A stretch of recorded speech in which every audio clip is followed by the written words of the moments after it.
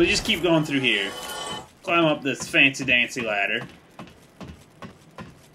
Look for some clues. And put them down in my fancy dancy notebook. My clue book. Not really.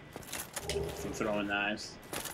Alright, this isn't too tricky. If it's your first time, if you're not good at the whole sprinting and jumping thing, it can be tricky, but for someone who's done this a lot, it shouldn't be too bad. But then again, people who do this a lot probably aren't watching this for walkthrough reasons. They're just watching it because out of pity, maybe. Maybe they're watching it out of pity for me. Alright, we got one of these guys down here. He's being an asshole, isn't he? Look at me, I'm an asshole! And plunge attack. I love plunge attacking stuff whenever I can. Oh, oh that was kind of cool. Jump right into it. Alright, we'll make our way back now. So we got the crossbow, which we can upgrade later, but we might as well equip it now. So to switch, I don't think I've had two things in my inventory. On each side, if you see in the bottom left corner of your screen, or my screen, or if you're playing along with me, your screen too, on the right side is my Zweihandler, and then on the left side is my shield. Now if I hit the D-pad on the left, it takes my shield away, because I have nothing equipped there, but if I hit the D-pad on the right, it switches my Zweihandler to the crossbow. The crossbow doesn't do too much damage until it's upgraded, but that's okay. You don't need to worry about that. And how much was it? Man, I just missed. They're not very good close range. This is weird. I don't have any bolts equipped. That would explain that. Alright. Kill those guys. Equip some bolts. Because I'm an idiot. These are the bolts. You have two kinds equipped. I never really have two kinds equipped at the same time. But then again, I've never made like a character who actually uses the bow as one of his primary sources of damage. Because this game, even though it has range combat, melee is probably the most important. Some people might disagree that you could be a sorcerer and get away with just doing range. But I don't think that's true. Just because of how limited spells are in this game. Whoa! That was like a sniper shot sound they had put in there. I got hit in the head. I should be dead. He's dead, though. That was kind of cool. That was, by the way, if you hit someone in the head, if you're using like a longbow or a crossbow, and you hit him in the head with the arrow, it's easier to do it with a longbow, or not even a longbow, a short bow. Anything that isn't a crossbow, that's a bow. If you hit them in the head, it's a critical hit. And so you do way more damage. Alright, so, now we're over here to our first... You're dead. To the first Black Knight that you run into in this game. But we also skipped it because we didn't need to do it. It's not an emergency. This one has just a regular Black Knight sword, which is a really good sword, actually. I love that sword. I used that one. I've had a character who used that sword a lot. It's pretty good in the beginning. Obviously, you're going to get stuff that's better later in the game. Because that's how role-playing games work. Sometimes. Sometimes they don't work like that. And if we go back here, we get another ring. It's not that great, in my opinion. And again, sometimes because it's like your health is low. When your health is low in this game, you might as well just say, you might as well just be like, well, I'm dead next time I get hit, because your health is, how low your health has to be for that ring's effect to come into play is really damn low, and it's pretty much like the next hit you're dead. I think it's pointless, but since we don't have any other ring to put on, I just threw it on, because why not? There's stuff over here. Now, I think I need to explain why I'm doing this all in one recording right now. It's because Dark Souls is a very hard game for me to play in 15-minute segments.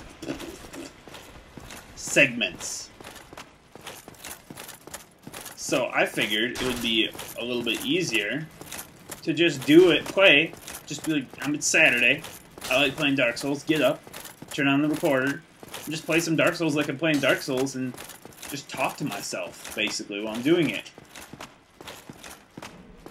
And that's what this whole LPing thing is just talking to yourself. That's the best way to practice it. And there's the dragon. Did I say fuck the dragon? We used the basement key. If you don't remember where we got the basement key, it was in front of the church, down the stairs, where you open up the gate shortcut. I believe that's an episode... It's in the last episode. Yes, it's in the 4th episode or the last... No. Well, it wouldn't be the last episode because I've been recording for 40 minutes now. And by the time we get to this part of the game, it's going to be like next month. So, yeah, that's weird to think about. I'm still not sure how I want to record my videos also. I'm going through a lot of dilemmas. I mentioned, I put a post up saying I wasn't going to do Skyrim videos on Friday, but maybe I still will though. I tried recording last week and this week. I tried recording the video right before I posted it. So I would come home from work, record it, edit it, and post it on YouTube. So it would seem more recent or fresh or not forced. But then it became more forced, and I don't think it's working. So I think I'm going to go back to doing longer recording sessions with my games and on the weekends. It's because during the weekdays, I'm just dead. I just don't want to do anything. In fact, what I want to do is I want to work on my college studies, which would be, right now I'm trying to teach myself the human anatomy, which is really hard because I don't know Latin at all. But I need to learn this for my art studies.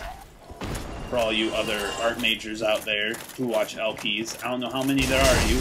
I can tell you that in Whitewater there's like one, and it's me. But there aren't that many art majors in Whitewater.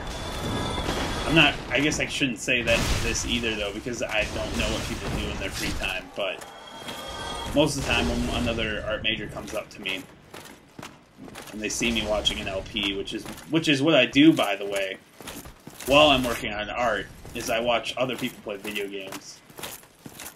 But I don't know what it is. It's relaxing, and I don't know what it is about it. It's inspirational in a weird way. But whoa, where'd you come from? You're dead now. We don't want to get hit that meter down there right now. It looks like the poison meter, but it's not poison. It's the bleeding meter. If that meter reaches its max, basically you get hit with a critical hit, and it does a lot of damage. So you don't want that to max. And it goes down a lot faster than poison, so you just gotta be careful. There's a lot of things here that do bleeding damage. In fact, about everything down here does bleeding damage. Anyways, I was talking about watching LPs. So yeah, I watch LPs while I'm working on my art projects. And most people are like, what is this? This is weird. I'm like, oh, I'm just watching people play video games. They're like, well, why don't you just play video games yourself? And video games, if you play video games, you should know this, are very time consuming.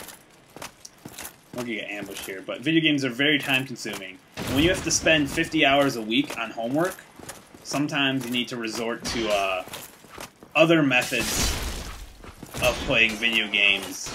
And watching LPs is a way so that I can work on my homework and play video games, kinda.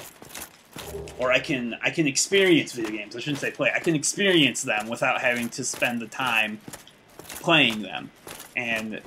But after watching so many LPs, I watched.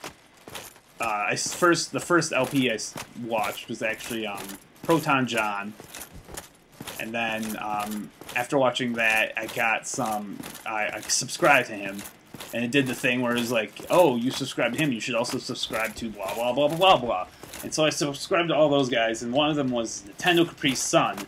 And that's when I really started watching LPs. I would open up my laptop, take out my sketchbook, and I would I'd pick a playlist from Nintendo Capri Sun's channel, and I would just have it on, and I would just watch it. And it was most of the time, and he does a lot of games from my childhood that my parents would not let me get, because even though I did play video games when I was younger, I did not get a large amount of games play, which I don't want to sound like I'm mad at my parents for that. There's no reason I should be mad at my parents for that, actually. It's just, you know, I didn't get to experience those games, and there's other games, and there's other games, though, that I did get, but as I said in my Banjo-Kazooie video, I was a wuss when I was a kid. I could not play I could not beat Banjo-Kazooie when I was a kid because it scared the shit out of me for some weird reason. So being able to watch the Time Capri Sun play through Banjo-Kazooie is like me playing Banjo-Kazooie and being able to understand what happens. Even though I'm not playing it, I get to see what happens throughout the whole game. And it's not like I just look up the ending. He plays the whole game, and that's completely different. Alright. God, you do not know how much I'm tempted to summon one of these guys, because this is my least favorite boss. It's the third boss now, and I think he's harder. I've had more trouble with this boss than Smog and Ostrin, honestly, because just how they set this boss up, it pisses me off. But we're gonna try it.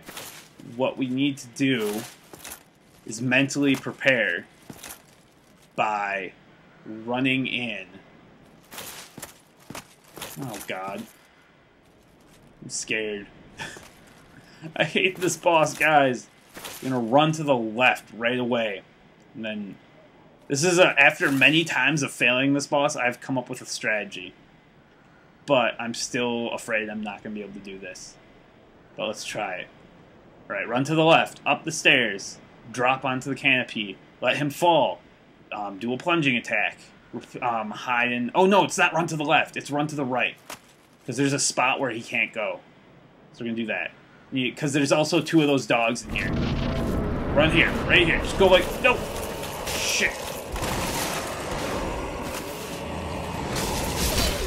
Shit, I fucked this boss up.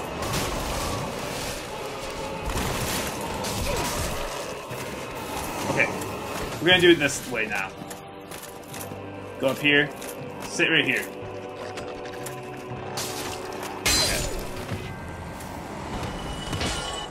We get a few hits in, stun him, run the F away, get a drink in,